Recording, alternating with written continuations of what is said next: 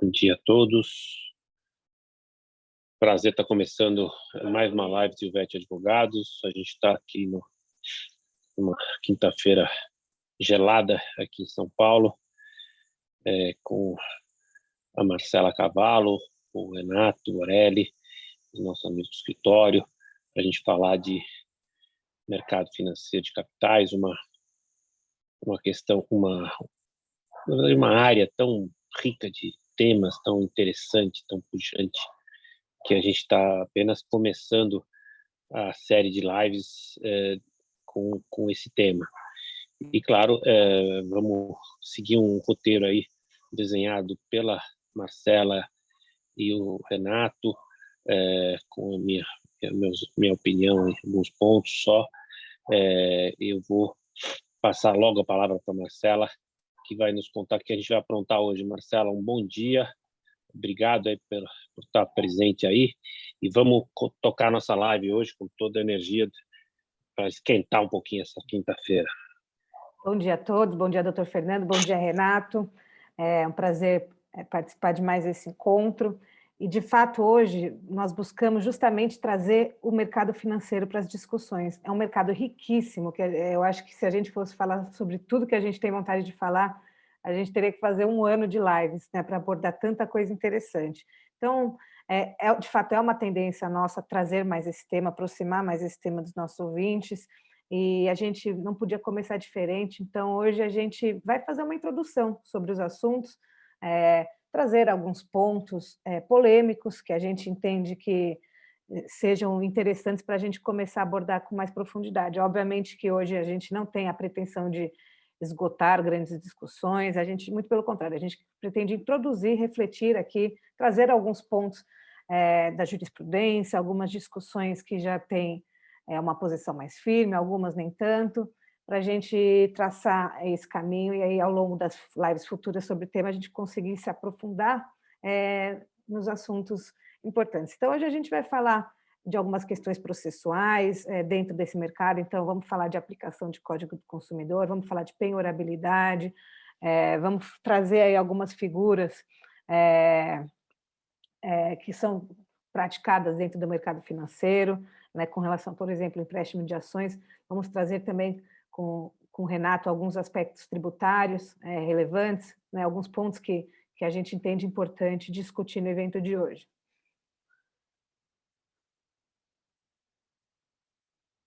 Doutor Fernando, acredito que o seu microfone está mutado. Obrigado, sempre eu faço isso, né? Vamos começar pelos temas mais quentes aí. O que você tem aí de produtos, vamos lá, produtos que estão típicos do mercado financeiro de capitais, que sempre chama atenção de um aspecto meio distante, mas que na verdade não são, e cada vez mais os nossos clientes, os nossos colegas, nossos amigos até, estão se arriscando nesse mercado. Me coloca um pouquinho qual é um tema quente aí que está pegando nesse mercado, Marcela. O mercado financeiro, de fato, ele está crescendo muito. Pessoas que antes não tinham interesse em investimento, não tinham qualquer conhecimento sobre esse mundo, elas têm buscado informações. A gente vê que aí as instituições financeiras estão se modernizando de uma forma muito rápida e importante para ter... Então, isso permite, né, que a sociedade tenha acesso a diversas formas de investimento, diversas formas de operações, se arrisquem aí, né, na bolsa, coisa que antes era um mercado que, pelo menos dentro do meu ponto de vista, era muito mais restrito. Então, logicamente que com essa abrangência, né, conforme esse mercado ele vai crescendo, alguns pontos vão surgindo.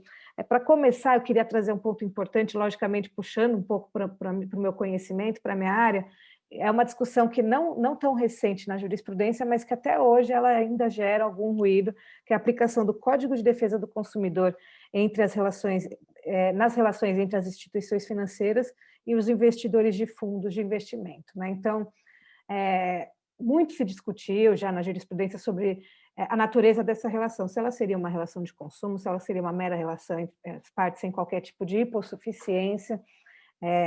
E claro que quando a gente analisa a natureza dessa ação, pensando no aspecto da hipossuficiência, a primeira impressão que tem é que, de fato, sim, a gente está tratando de um investidor com relação a uma instituição financeira. Então, a primeira impressão que surge é que, sim, a gente tem aí uma situação de hipossuficiência, então seria de se ponderar a aplicação do Código de Defesa do Consumidor. E, de fato, o STJ ele tem um posicionamento nesse sentido, né? Em 2017 teve um acórdão que foi justamente reconhecendo a aplicação do CDC nessas relações, e que por algum tempo foi um entendimento que foi adotado pelos tribunais. Só que, curiosamente, recentemente, a gente vê que esse entendimento ele tem sido um pouco revisto nos tribunais estaduais.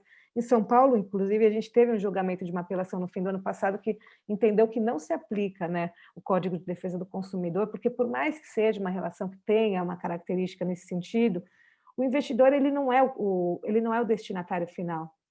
Ele faz esse investimento para ter um aumento de capital. Então, assim, o tribunal entende que esse requisito de que o investidor seja aquele elinho final na cadeia, ele não está presente, porque quem faz isso, quem busca essa prática, ela não busca para si, ela busca para fomentar seu patrimônio, para investir no seu próprio negócio. Então, a gente tem essa decisão muito interessante aí aqui em São Paulo, que afastou a aplicação do Código de Defesa do Consumidor. E essa tendência, ela também segue quando a gente vê análise parecida quando a gente trata aí das pessoas físicas que investem na Bolsa de Valores.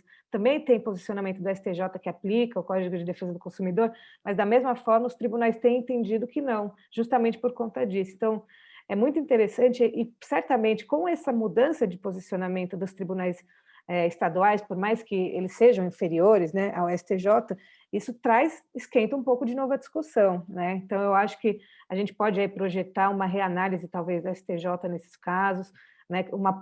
No mínimo que se aprofunde um pouco a discussão e não se utilize aquela regra geral que a gente vê, né, de que só porque existe uma hipossuficiência entre as partes e aquilo tem um aspecto consumerista, a gente tem que aplicar os benefícios do CDC. Isso parece simples, mas processualmente falando é uma vantagem muito grande para as instituições financeiras, porque o Código do Consumidor ele traz algumas facilidades dentro do processo, né?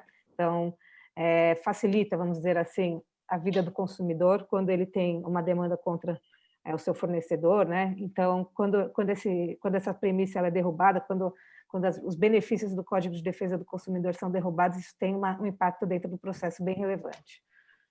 Então, esse negócio de Código do Consumidor atrapalha um pouco a ideia de mercado financeiro de capitais, né? Porque, assim, eu não, claro, estou te provocando naturalmente e provocando o Renato, porque o mercado de capitais ele pressupõe risco, né?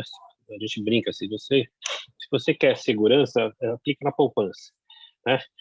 O mercado de capitais não pode ter uma relação tão protetiva,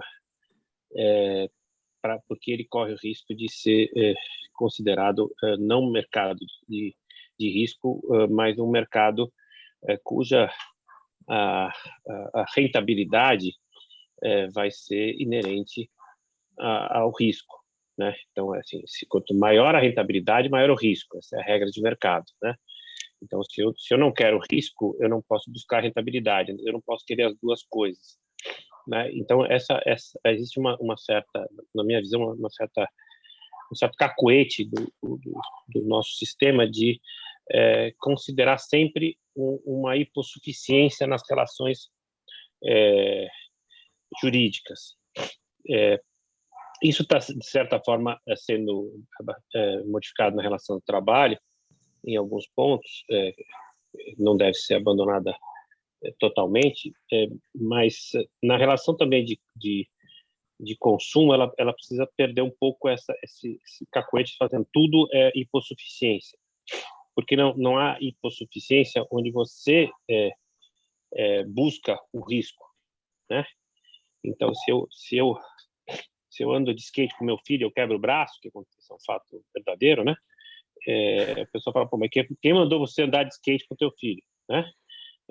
Não andar de skate com o seu filho, senão ia quebrar o braço, certo? Então, você busca o risco, andar de skate é um esporte de risco, você quebra o braço, depois você não reclama.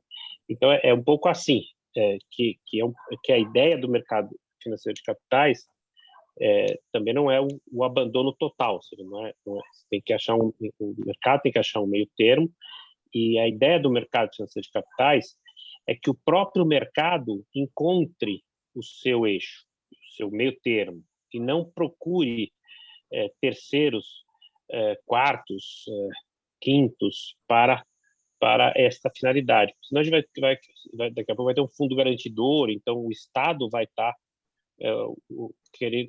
depositando uma pressão em cima do mercado.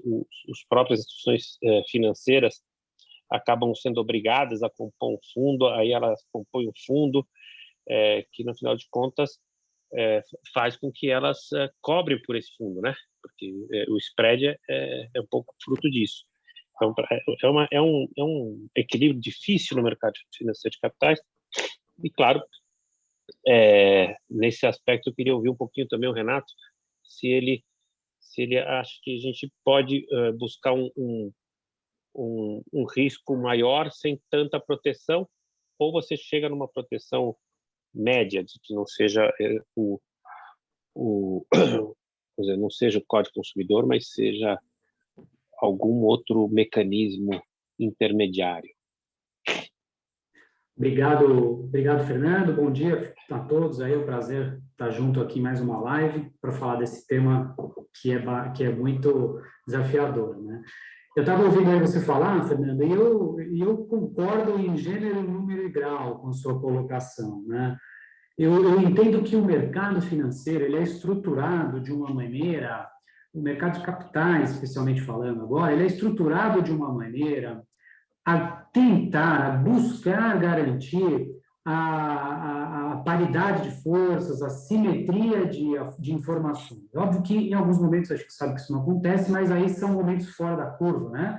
Quando a gente tem assimetria de informação, ou seja, informações privilegiadas, gente que opera à margem do que se tem por correto, né? Então, presumindo que existem nas companhias abertas uma diretoria de relação com o investidor totalmente estruturada, basta você acessar o site das companhias, que você tem tudo ali, você tem tudo sobre a companhia, você tem os últimos resultados, você tem divulgação de fatos relevantes e sempre com o mercado fechado, né? Permitindo essa igualdade de conhecimento, pelo menos é o que se pretende, a gente fica muito difícil falar em hipossuficiência, por tudo isso que você falou, e mais isso também. Então, a pessoa que se propõe a ir para esse universo, a entender valores imobiliários, a descobrir o que são ações, como são fundos de investimento, quais são as taxas cobradas de fundos de investimento, qual é a tributação desses tipos de investimento, para poder formar o seu portfólio, uma vez que renda fixa deixou de ser aquela coisa que era no passado, então o investidor se vê forçado a assumir novos riscos e a conhecer novas opções. É muito difícil falar aí em hipossuficiência, né? E concordo plenamente com você que essa assunção de risco e essa necessária dose de conhecimento que precisa para assumir o risco, ela fica muito em contraponto com o conceito de hipossuficiente que a gente vê no Código do Consumidor. Mas aí é uma opinião minha, aí, sem preconceito, sem prejuízo de quem pensa diferente. Então, a gente tá sacaneando a Marcela, né? Assim, para os que não conhecem a gente está brincando com a Marcela, porque a Marcela é a nossa civilista. Então, a gente, dentro de uma informalidade entre nós, a gente está brincando um pouco com a Marcela para ver se ela dá uma sapatada na gente. A gente está só testando, mas daqui a pouco ela dá uma sapatada nos dois. Mas eu tenho um ponto que eu queria seguir na provocação da Marcela, porque teve um caso recente, Marcela, nos Estados Unidos, que até eu estou para escrever um artigo com um amigo sobre isso, que ele ficou alucinado com esse tema. E o caso é o seguinte: o caso todo mundo conhece, que é um caso de uma empresa de game de uma empresa de varejo, né? Falando em varejo, que a gente gosta tanto de game, que de repente apareceu no cenário policial, né? No cenário do mercado financeiro, para um sistema que não tem código de consumidor, ou seja, não tem relação de consumidor tão forte como o americano, chamou a atenção de todos como foi tão violenta a reação de proteção do investidor, prendendo gente, intervindo, colocando assim a força do aparato de repressão de operações, vamos dizer, não habituais, quando o que houve foi uma união assim, me corrijam se eu estou errado, né? Cabeça, mas uma união de pequenos investidores se unindo contra os grandes investidores, tudo num ambiente fechado, num ambiente de grupos de mídias sociais, e que se reuniram e deram como diz no judô, deram um ipom nos grandes investidores e ganharam bastante dinheiro, e ganharam muito dinheiro. E aí o mercado reagiu negativamente e reprimiu esta prática, até então não regulada no mercado americano, que aqui é regulada. Ou seja, aqui no Brasil isso não seria possível acontecer, justamente porque aqui é mais regulado do que lá, mas aqui é autorregulado. Então, nesse sentido que eu queria ouvir a Marcela, porque veja, se a gente tem uma autorregulação, operações agressivas, operações que gerem uma turbulência muito grande, com muitas operações estruturadas que prejudiquem o mercado, já são corrigidas aqui. Precisaria ter ainda assim o Código do Consumidor?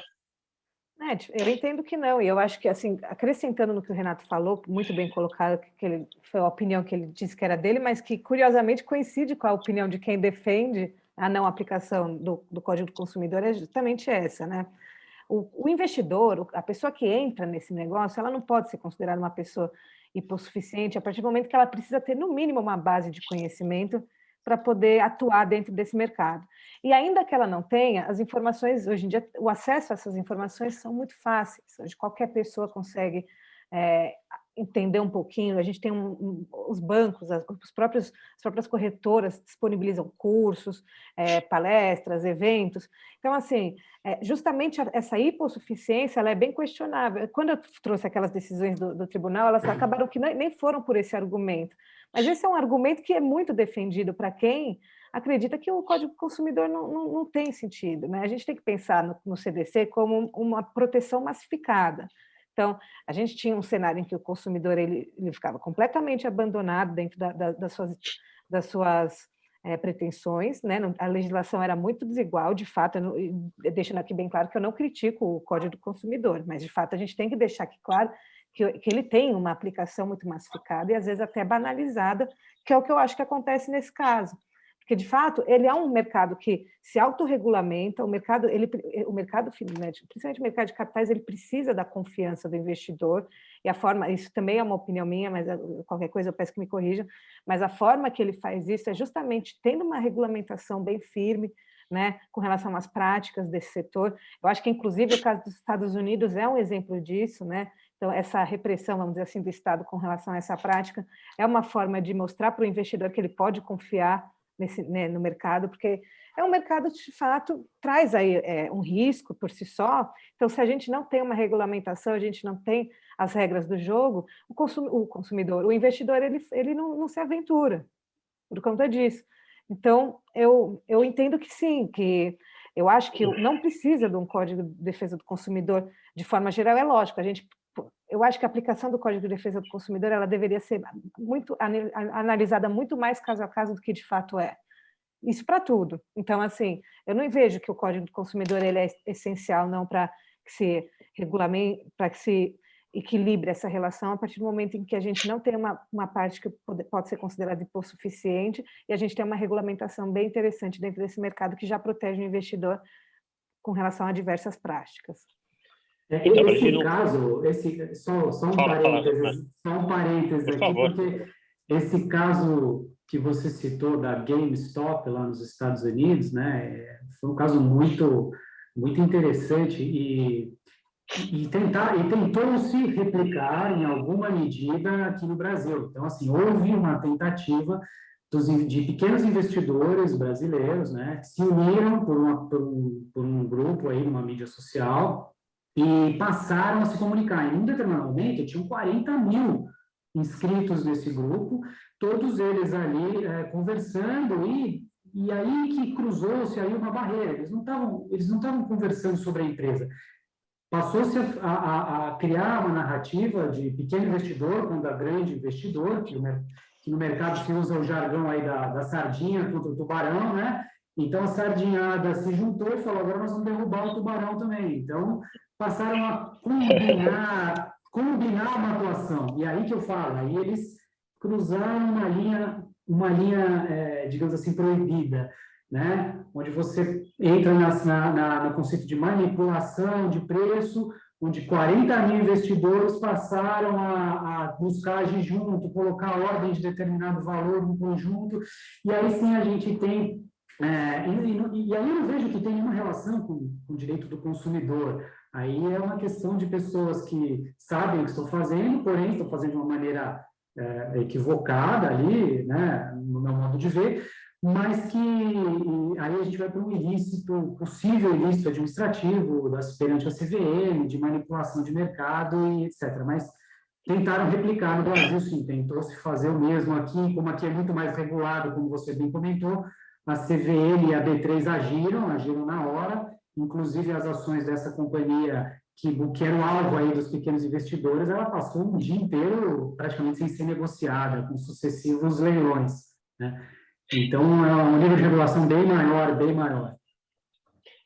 Então, eu acho que, sim, que a gente vai ter muito desdobramento em relação ao Código Consumidor e autorregulação no mercado financeiro de capitais brasileiro ainda.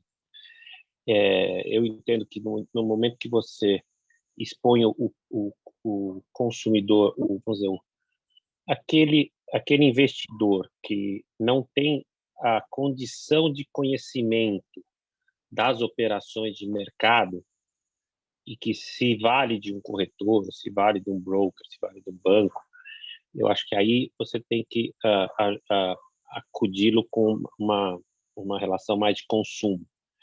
É diferente quando eu coloco meu patrimônio num banco, né?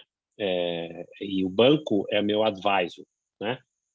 Porque isso a gente tem até uma discussão presente no nosso negócio, que é assim, se eu tenho um advisor e ele me dá as condições de mercado e ele me vende um produto e me aconselha para ir para um determinado risco e depois ele puxa a corda e deixa eu cair sozinho, aí eu teria uma relação de consumo com este advisor, se ele parte de uma instituição financeira ou não, para que ele, então, responda por esta posição.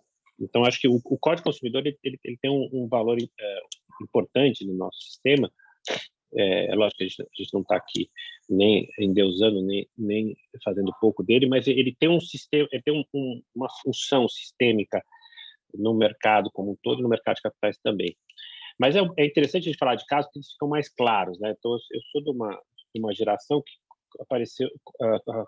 aprendeu a lidar com o mercado muito selvagem, vamos dizer assim, é muito, como eles dizem, wild, né? Então você está lá, o mercado de capitais é mercado selvagem, né?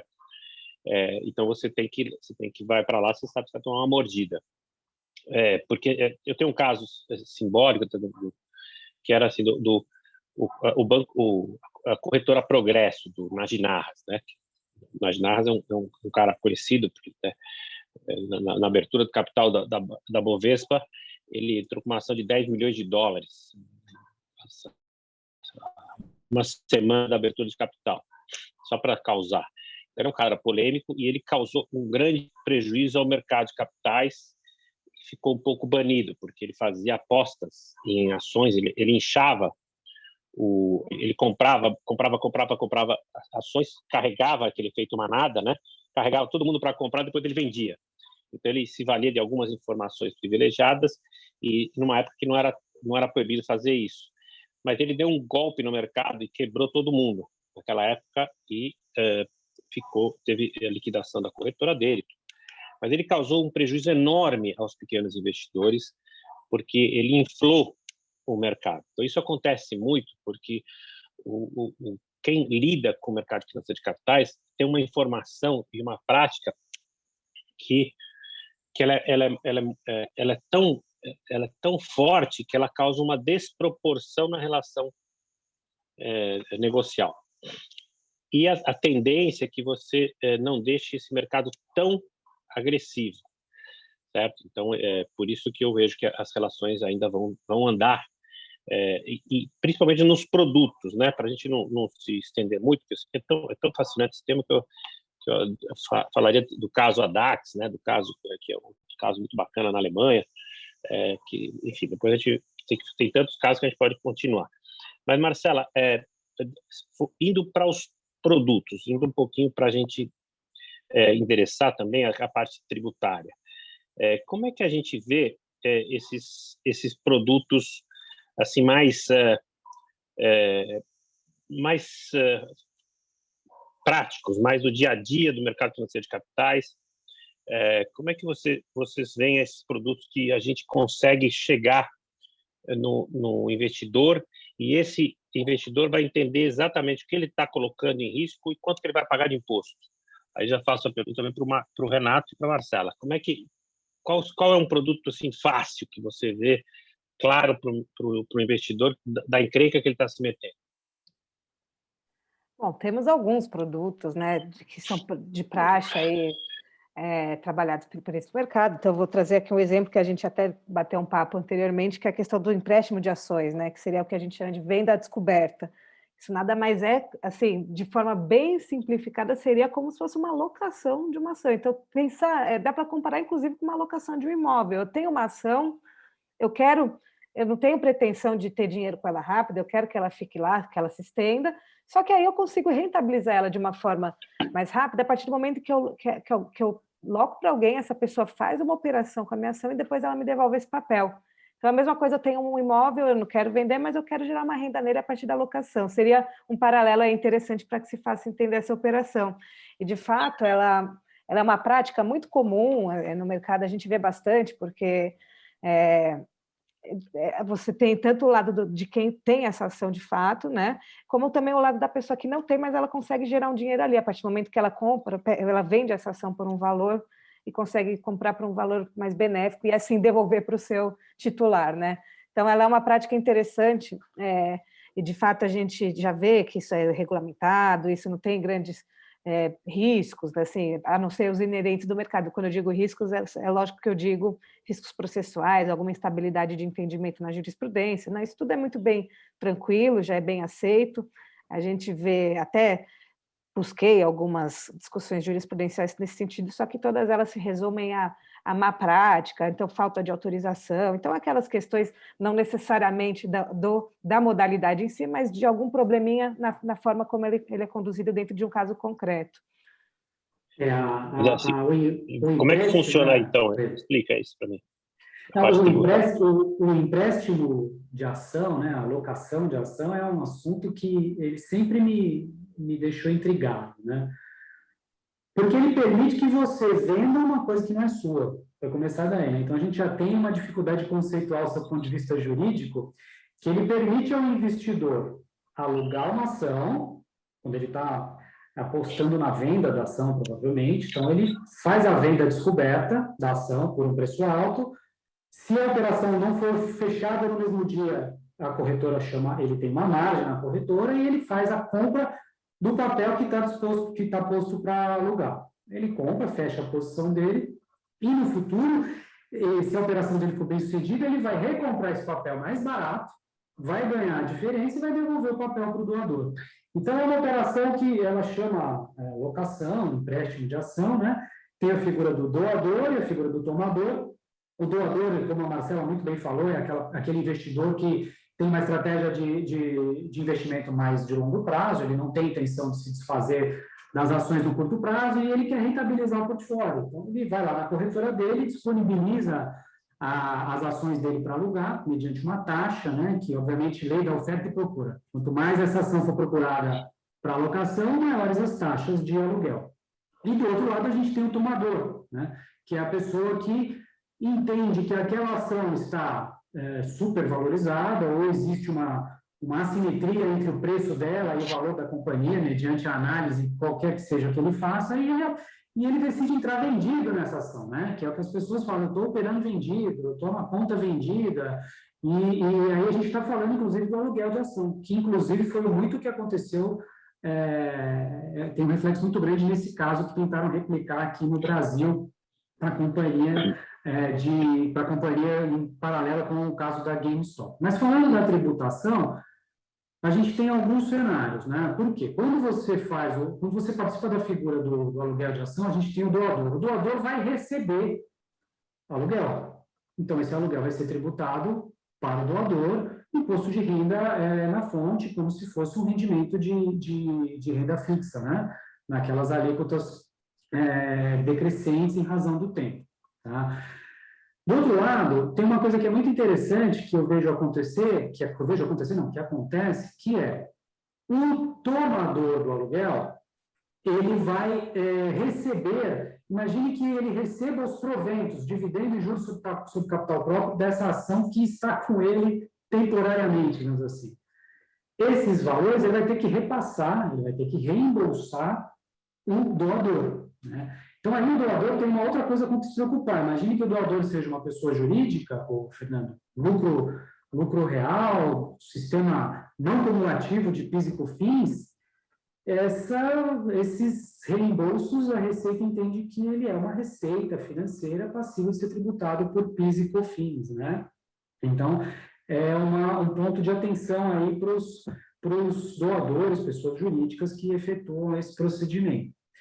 E o tomador também vai ter o tributo pago pelo ganho de capital, né? Ele vai ter, se a operação dele for bem sucedida, ele vai ter o ganho de capital em relação ao que ele vendeu ou ao que ele comprou lá embaixo, porque aqui a operação é diferente, né? Ele ganha com a desvalorização da ação, né? Então, ele vai ter o ganho de capital sobre esse gap aí de rendimento que ele terá.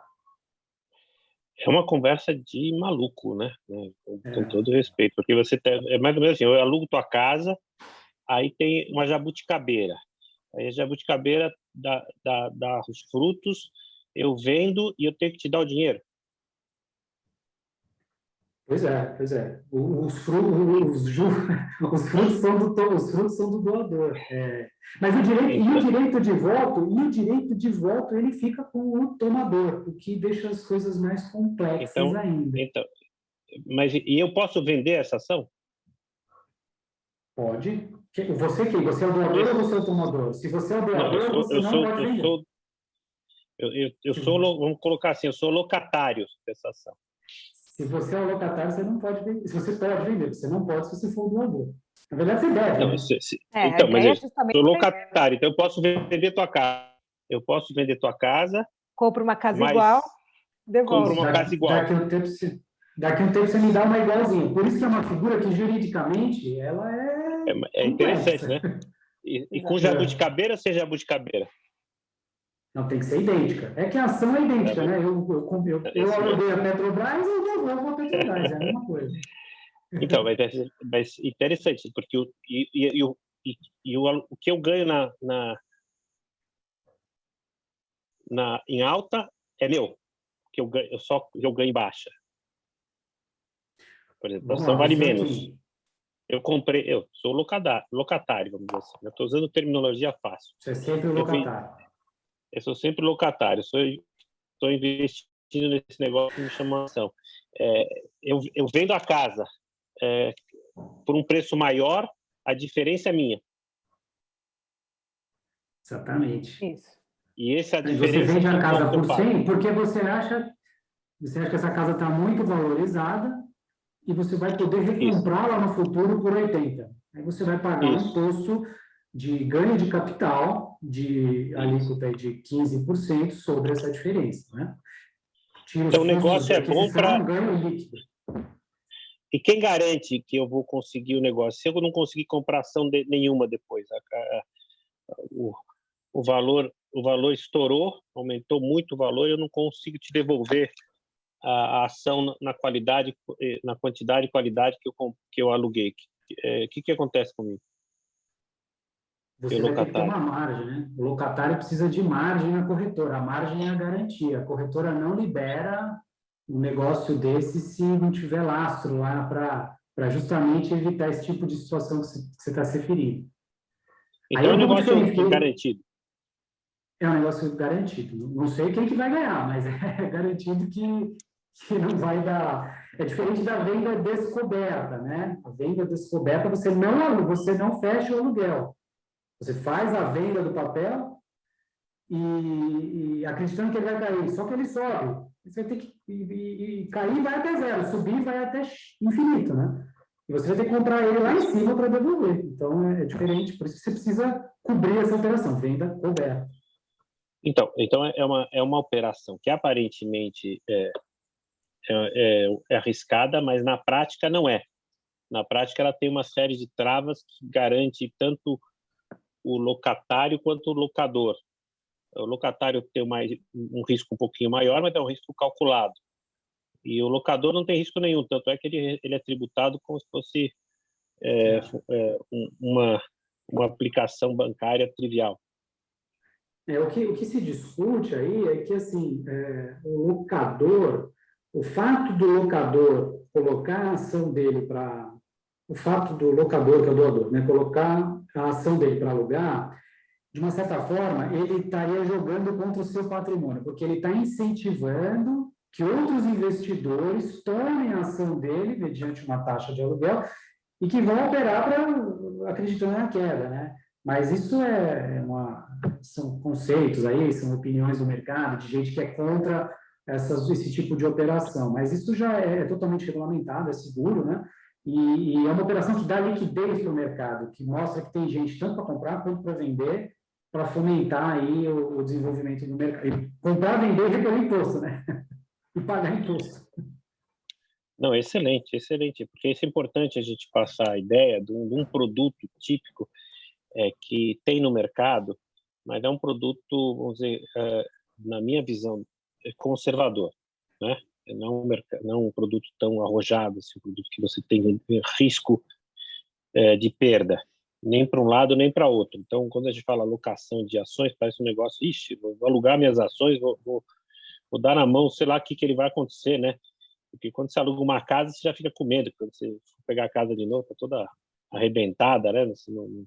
Mal cuidada, aí você vai ter um prejuízo na recolocação da casa. Enquanto as ações, pelo que vocês estão me mostrando, na locação é um investimento mais ou menos tranquilo, tanto do ponto de vista de direito privado quanto de direito tributário. Tributário é uma tributação simples, não é um problema muito grande em termos de produto, embora seja uma coisa interessante como negócio. Agora, indo para um outro aspecto que é bem atual também, que vocês me mostraram, em relação a debêntures, né? Debêntures qualquer um que fale em mercado de capitais, qualquer um que fale em negócios, fale em debêntures, porque as debêntures são forma de você capturar dinheiro no mercado para negócios em ascensão, negócios que estão abrindo capital, então já estão precisando de dinheiro para cumprir, inclusive, as metas de abertura de capital. Às vezes o dinheiro da abertura de capital não é suficiente, e aí eles vão buscando com os sócios esse capital. Essas debêntures, claro, quando o investidor tropeça, podem ser penhoradas, podem ser objeto de liquidação. Como é que funciona isso, Marcela? Essa discussão é muito interessante, de fato, e ela também está sempre aí presente nos tribunais da vida. Então, assim, a gente tem aí duas discussões quando a gente pensa na penhorabilidade das debêntures. A primeira é que se elas podem ou não ser penhoradas, Essa é a primeira discussão. E a segunda é, caso possam, se o credor ele tem a possibilidade de recusar essa penhora. Porque quando a gente pensa na penhora, a legislação ela tem uma ordem lá que ela dá como preferência para bens que podem ser penhorados. E o primeiro é dinheiro. Então, assim, seria a debenture equivalente a dinheiro? Então, ele poderia penhorar, recusar ou não essa penhora? Então, acho que são esses os dois pontos, né? A penhorabilidade, ela foi muito objeto de discussão, é muito comum a gente ver em execuções fiscais, inclusive, essa discussão, o fisco querendo penhorar a debenture dos devedores e tudo mais.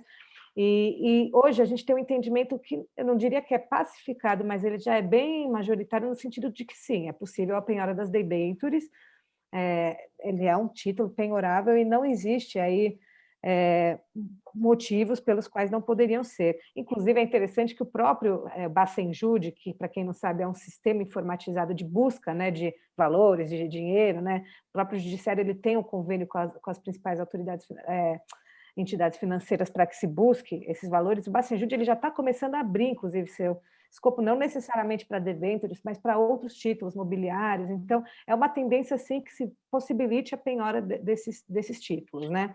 Mas eu penhoro debenture da companhia, ou seja, se a companhia vai mal, eu vou lá e penhoro o debenture? Basicamente, sim. Essa é a discussão, exatamente. É isso, Renato? Olha, eu estava aqui ouvindo e pensando, né? A debênture em si, o que ela gera para o detentor? Ela gera um direito, né? Um direito Exato. de receber o valor que ele aportou pago acrescido de uma taxa aí pré-fixada ou pós-fixada.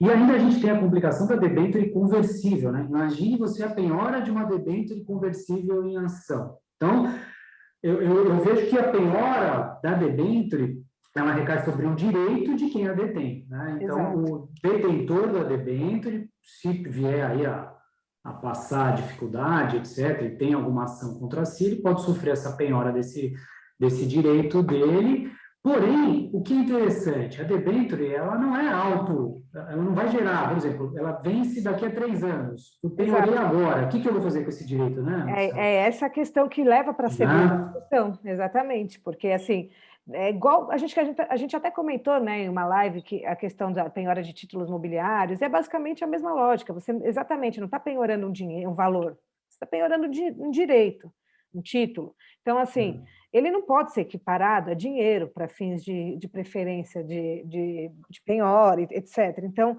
ao mesmo tempo que a gente vê uma tendência de que se autorize essa penhora, a gente vê também a possibilidade sendo reconhecida pelo judiciário de que o credor ele recusa essa penhora porque é um título de difícil liquidação, muitas vezes a gente tem esse prazo de vencimento prolongado, não é um título fácil de se vender no mercado. Então, na prática, basicamente o que a gente tem, pode penhorar, mas ninguém quer que penhorar, então elas acabam não sendo penhoradas. Olha, dependendo... Ela não é interessante penhora, não? Acaba não sendo. Na prática, a gente vê que muitos credores eles recusam essa penhora justamente por conta disso. Por não ter essa liquidez imediata, não ter essa facilidade de venda no mercado. Então, não é um título que tem interessado muitos credores. Então, por outro lado, né, dependendo da companhia que emitiu a debênture, você tem aí a quase certeza de que vai receber no futuro próximo. Exato. Também exato. tem esse contraponto, né? Porque Exato. a debênture, o risco é a companhia. Se a companhia quebrar, ninguém corre. O fundo garantidor não garante debênture, né? Então, o risco da companhia. Então, mas veja, se a companhia tem uma praxe de emissão de debêntures, resgate das debêntures, e podem ser conversíveis em capital ou não, né? Quando ela tem tanta certeza, ela sequer faz emissão de debênture conversível, né? Em capital, ela faz sem essa possibilidade de conversão. É um título como qualquer um, é uma securitização. E você pode penhorar, porque até ela é negociável em bolsa, né? Eu posso negociar debêntures em bolsa. E como é que é a tributação dessas debêntures, Renato? A tributação da debênture é com base na renda fixa, né? Da mesma forma, os ganhos com o rendimento pré-fixado ou pós-fixado, ele vai ser tributado de acordo com as alíquotas lá de 22,5% a 15%, em razão do tempo em que você fizer aí o resgate da debênture. Então, é uma coisa bem doméstica, não é nada que eu posso dizer agressivo em termos de mercado. Não é. Eu acho que acaba sendo vantajoso em alguns momentos, dependendo do perfil do investidor, porque tem muitas companhias que acabam pagando mais pela debênture do que investimentos de renda fixa comuns aí. Isso, do ponto de vista de tributação, não tem nenhum mistério. Então, quando eu não tenho lucro, por exemplo, eu estou expandindo muito, eu emito debêntures para os meus próprios acionistas. Eu estou cometendo uma fraude, eu estou privilegiando os debenturistas em relação àqueles sócios, que os debenturistas não vão receber remuneração, enquanto o mercado não vai, o acionista não vai, porque ela está em expansão. Eu posso... vocês entenderam a operação, não? A ideia? É o caso Natura, vamos colocar assim, né? O caso Natura. Você tem aí.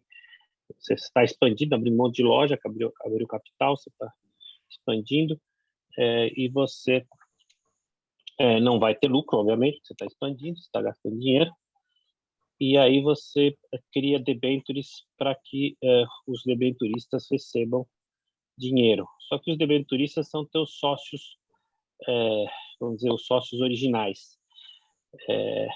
Eu estou fazendo uma fraude, mas é muito comum isso, né? Isso acontece bastante das empresas que abrem capital. Eu posso desconsiderar tudo isso, Marcela, e fazer toda essa operação judicialmente por prática lesiva ao mercado? O que você vê isso? Você posso responsabilizar todos esses que inventaram essa modalidade de operação? Ou eu posso dizer para eles, olha, isso aqui é o risco do negócio. Quem mandou você investir nessa empresa como acionista? Acho que a gente tem que diferenciar o risco do negócio com as práticas fraudulentas, de fato, né? Então, quando é verificada uma fraude, algo que vá contra a legislação, algo que vá contra a regulamentação, é perfeitamente cabível o questionamento, né, e o ressarcimento de quem foi lesado por conta disso. Então, assim, existe o risco do mercado em algumas operações, mas isso não justifica o prejuízos oriundos de más práticas que vão contra o regulamento, práticas que vão contra a própria lei. Então, sim, em casos de fraude, é plenamente possível que se busque esse prejuízo, né? E não só fraude também, até um assunto correr aqui por conta do tempo, que acho interessante a gente falar aqui, que a possibilidade de ressarcimento de prejuízos do investidor, ela existe, né? Quando a gente tem a questão do risco, mas também existem algumas situações em que tem aí um erro ou omissão por parte das instituições financeiras que autorizam a busca do ressarcimento por eventuais prejuízos que surjam daí. Isso, inclusive, existe até um mecanismo, que é o EMRP, né, que ele é administrado pelo BSM, que justamente faz isso. Ele administrativamente investiga aí uma possível ação ou omissão, e dentro de um processo administrativo com contraditório, pela defesa da instituição financeira, ele permite esse ressarcimento administrativamente para quem for lesado, né? Obviamente que tem algumas normas, tem um teto financeiro lá de R$120 mil, existem algumas regras, não são todos os casos, mas a partir do momento que a gente observa que existe, inclusive, um meio extrajudicial para que se busque isso, um meio alternativo, vamos dizer assim, então é plenamente possível que se ressarça aí esse investidor quando ocorre algum tipo de prejuízo que extrapole aquele mero risco do negócio, né? Quando a gente está falando ou de uma fraude, ou de um erro, ou de uma omissão por parte de quem estaria fazendo a gestão ali do patrimônio. É um tribunal, né? Um tribunal administrativo aí. É um verdadeiro processo administrativo. Para resolução de conflitos, é um mecanismo muito válido, importante. muito útil, que evita aí a judicialização de todo e qualquer tema. Exato. E acaba trazendo mais segurança, mais transparência, mais igualdade e fortalecendo o mercado como um todo, né? E volta até no que a gente falou, que é justamente a autorregulamentação do próprio mercado, né? A gente fala, precisa de um CDC, não precisa, mas aí a gente vê que existem esses mecanismos que justamente buscam internamente deixar a relação mais igual, né? Então é interessante. Investiga, é um tribunal que também tem essa pegada de investigar a fraude, ele intervém. Como é que funciona isso aí também na prática? Não, nesse caso do MRP, no caso, na verdade, ele não busca investigar a fraude, ele busca apurar eventual conduta omissiva, né, ou dentro de alguns casos concretos, que possa ter lesado o investidor. Então, assim, vamos dar um exemplo aqui. Eu autorizei a venda de 10 títulos e meu corretor vendeu 15. Assim, um exemplo bem cru, assim. Então, aí isso já é uma prática, né, que me gerou um dano, foi diferente daquilo que eu autorizei. Então, quando eu me sinto lesada por isso, eu levo toda a documentação, eu apresento o meu caso, vai ter uma análise que os especialistas vão fazer, eles vão chamar a instituição financeira para se defender, ali eles vão dar um parecer, olha, de fato, houve aqui um problema na sua conduta, então o investidor ele é passível de uma remuneração, não seria nem indenização, né, de uma reparação, um ressarcimento do prejuízo que ele experimentou. E aí, obviamente, cabe recurso dessa decisão, tudo, mas vamos sendo, né, esse procedimento finalizado. E a partir do momento em que se entende pelo ressarcimento, aí o próprio BSM ele fará esse ressarcimento e cobrará na sequência da instituição financeira que causou aí a lesão para o investidor. Então, basicamente, é um processo administrativo ali mesmo que corre e se resolve os conflitos sem que tenha que ser encaminhado para o judiciário. Mas questões bem pontuais, né, Marcela? Não é todo e qualquer conflito, né? São temas pontuais, temas específicos. Exatamente. Então, assim, por exemplo, eles têm, a gente está falando aqui só de valores mobiliários, então tesouro direto, problemas com outros tipos de investimento não entrariam nesse rol. E ele tem lá um leque de 5, 6 opções que ele traz, então, ação, omissão, não atenção à determinação. Existem alguns parâmetros que são avaliados, então a gente pensa aqui, o que foi feito, qual tipo de investimento foi feito, e quando isso se une, né, e a gente entra nesses requisitos, aí é possível que se busque o ressarcimento através desse mecanismo, que é muito, muito interessante. De fato, é muito importante para que o mercado ele consiga andar pelas próprias pernas, corrigir dentro do próprio mercado qualquer problema que tenha e trazendo mais confiança para o investidor. Muito bom. Olha, infelizmente, a gente já estourou o horário, né? Nem passou voando esse negócio aqui. A gente está começando a vamos dizer, se debruçar sobre esse manancial de questões tão bacanas, né, do mercado financeiro de capitais. Tem muita coisa para a gente ver e discutir aqui. Eu queria agradecer de novo o Renato e a Marcela por essa dedicação que vocês têm, essa vontade de pegar esses temas tão difíceis e tratar de peito aberto aqui numa live para os nossos colegas, nossos clientes, as pessoas que vão ver isso também no YouTube, né, depois vão acessar nossas lives no nosso site. Então, eu estou muito satisfeito com esse pontapé inicial dessas questões interessantíssimas e vou desejar a vocês um ótimo final de tarde, aí, uma ótima tarde, até a semana que vem, que a gente vai ter mais coisas para se dedicar, novos temas. Um abraço a todos aí, muito obrigado, viu, gente? Um abraço, foi um prazer mais uma vez e até mais, gente. Um abraço a todos, muito obrigada pela presença, foi um prazer contribuir para o debate. Tchau. Tchau, tchau.